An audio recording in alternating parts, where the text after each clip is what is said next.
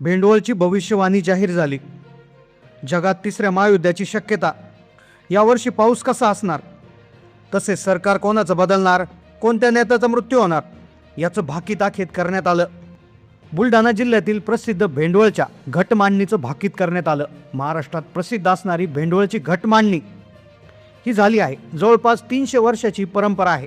बुलढाणा जिल्ह्यातील भेंडवळ या ठिकाणी दरवर्षी हे भाकीत करण्यात येतं, ज्यामध्ये या वर्षात पाऊस कसा असेल, शेतकऱ्याच्या पिकाला भाव मिळेल का, तिसरं महायुद्ध होईल का, आर्थिक परिस्थिती कशी राहील, नेत्यांचा मृत्यू होणार का, हे भाकीत केलं गेलं. गेल्या 300 वर्षात या भविष्यवाण्या 80% खऱ्या निघलेल्या आहेत. पावसासंदर्भात या भविष्यवाणीमध्ये काही महत्त्वाचं भाकीत वर्तवण्यात आलं. ते ऐकून महाराष्ट्राला धक्का बसलाय. येणाऱ्या काही दिवसात शेतकऱ्यांचं मोठं नुकसान होण्याची शक्यता याच्यात वर्तवण्यात आली. त्याबरोबर सध्या देशात जी युद्धाची परिस्थिती सुरू आहे ती देखील तीव्र वळण घेणार असल्याची माहिती देण्यात आली. देशाची पूर्ण आर्थिक परिस्थिती बिघडणार असल्याची धक्कादायक घोषणा याच्यात करण्यात आली. भेंडवळची भविष्यवाणी जाहीर झाली. दरवर्षी गेल्या 300 वर्षापासून ही भविष्यवाणी केली जाते. त्याचप्रमाणे याही वर्षी भेंडवळची घटमांडणी करण्यात आली.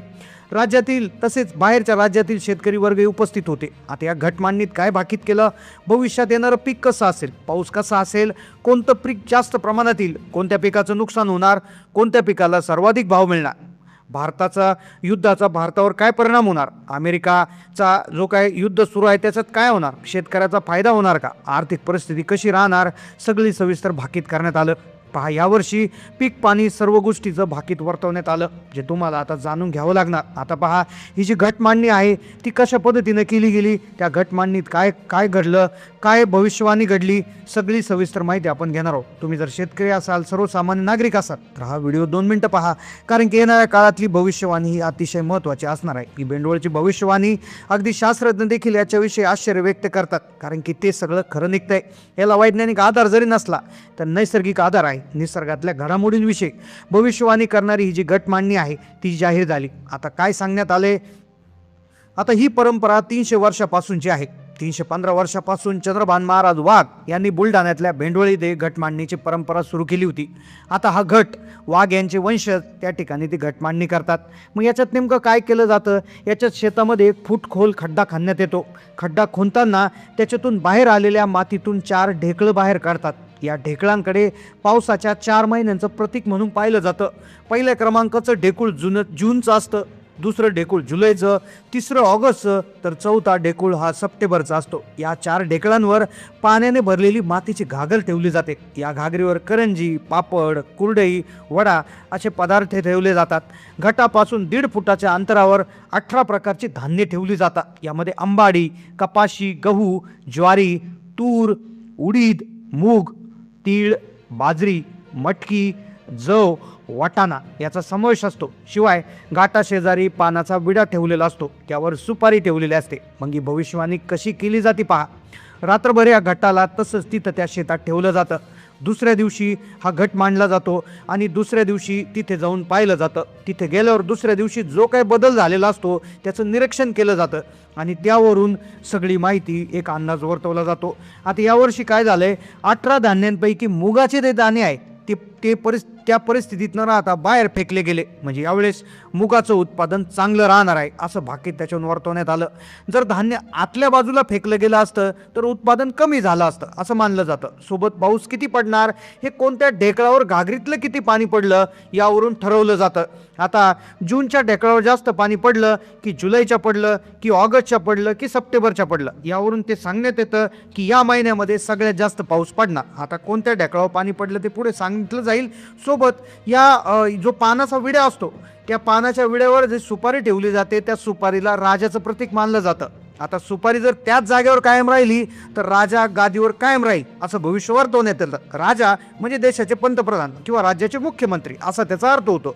जसा आत्ता जो यंदाचा विडा जो आहे तो त्याच पद्धतीत आढळला, फक्त तो थोडासा सुकलेला होता. यामुळे यंदा राजा गादीवर कायम राहील पण त्याला संकटाला सामोरं जावं लागेल असं भाकीत वर्तवण्यात आलं. सोबत आता त्याच्या घागरीवरून ठेवलेल्या ज्या वस्तू आहेत जसं की पुरी, करंजी, पापड या ज्या वस्तू आहेत त्या गायब झालेल्या दिसल्या. म्हणजे यावरून असं दिसतंय की राज्याची देशाची आर्थिक परिस्थिती ही खालावणार आहे असे देखील सांगितलं गेलं. आता पावसाविषयीचा मोठा अंदाज याच्यात वर्तवला गेला. पावसाविषयी तसेच कोणत्या पिकांना भाव राहणार, कोणत्या पिकाचं उत्पादन वाढणार हे सांगण्यात आलंय. त्या भविष्यवाणीमध्ये जर बघितलं तर कापसाचं पीक हे सर्वसाधारण यावेळेस राहणार. ज्वारी पिकाला सर्वसाधारण चांगला भाव मिळणार. त्यानंतर सोयाबीनचं पीक चांगलं राहणार. तुरीचं पीक साधारण, मुगाचं पीक देखील साधारण, उडीदचं पीक साधारण, तिळाचं पीक चांगलं राहणार, बाजरी पीक उत्तम राहणार, तांदूळाचं पीक तेजीत राहणार. त्यानंतर मठाचे साधारण असे जे पीक आहे, त्यानंतर गव्हाचं पीक सगळ्यात जास्त चांगलं राहणार. आता ही झाली पिकांची माहिती. मग आता पावसाविषयी काय अंदाज वर्तवला आहे, कोणत्या ढेकळावर पाणी गेलंय, युद्धाची परिस्थिती कशी राहणार, तर पहा जो आता सध्या जो तणाव चालू आहे युद्धाचा, तर त्याचा जो आहे तो भडका उडणार आहे असा अंदाज त्या ठिकाणी वर्तवण्यात आला.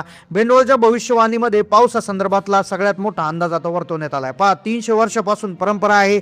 आता बऱ्याचशा लोकांना खोटं असं वाटतं, पण पावसाविषयी केलेला जो अंदाज आहे तर तो यांचा बऱ्याच वेळा जो आहे तो खरा निघत असतो. आता कोणत्या ढेकळावर जास्त पाणी पडलं, त्या ढेकळावर जास्त पाणी पडलं, तो ढेकूळ असतो त्या ज्या महिन्याचा ढेकूळ असतो त्या महिन्यामध्ये सगळ्यात जास्त पाणी पडत असतात. तर यावेळेस काय झालं, कोणत्या ढेकळावर घागरीतलं पाणी पडले, यावेळेस यंदा पहिल्या क्रमांकाचा जो ढेकूळ आहे तो थोडाफार भिजल्याने जूनमध्ये जो पाऊस होणार तो अतिशय साधारण होणार, म्हणजे कमी प्रमाणामध्ये जूनमध्ये पाऊस होणार असं दिसून येत आहे.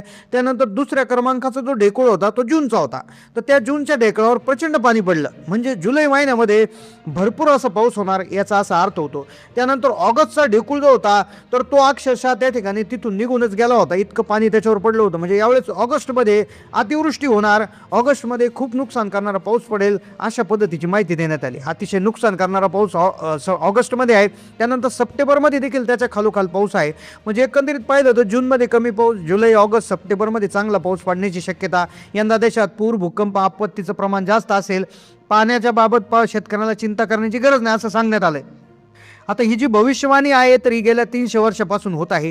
ही अक्षय तृतीयेच्या दुसऱ्या दिवशी भविष्यवाणी करण्यात येत असते. आता सध्याची जी भविष्यवाणी आहे तर ही मागच्या वर्षीची होती. तर मागच्या वर्षी जर आपण बघितलं तर जूनमध्ये पाऊस झाला नव्हता, जुलै ऑगस्ट सप्टेंबरमध्ये जबरदस्त पाऊस झाला होता. तर मागच्या वर्षी ही जी भविष्यवाणी होती ही खरी ठरली होती. आता जी अक्षय तृतीय आहे तर ती साधारणपणे 19 एप्रिलला आहे. 19 एप्रिलला ही घटमांडणी होणार आहे आणि 20 एप्रिलला याचं भाकीत केलं जाणार आहे. तर त्यामुळे यावर्षीचे अंदाज कसे ठरतात, यावर्षीचे अंदाज कसे निघणार आहे हे आपण चॅनलवर नक्की त्या ठिकाणी सांगणार आहोत. त्यामुळे तुम्ही चॅनलला सबस्क्राईब करून ठेवा. तुमची मागच्या वेळेस जी तुम्ही ही भविष्यवाणी ऐकली होती का, त्यावेळेस तुमच्या ज्या भागामध्ये सांगितल्याप्रमाणे पाऊस पडला होता का, तर हे नक्की कमेंटमध्ये कळवा. मागच्या वेळेस पाकिस्तान आणि भारताचा जो संघर्ष सुरू होता त्यावरही सांगण्यात आलं होतं, तो संघर्ष त्यानंतर थांबला होता. पण आता इराण इस्रायलमधलं युद्ध, अमेरिकामधला संघर्ष तो सुरू आहे, तर त्याचंही भाकीत यावेळेस करण्यात येण्याची शक्यता आहे.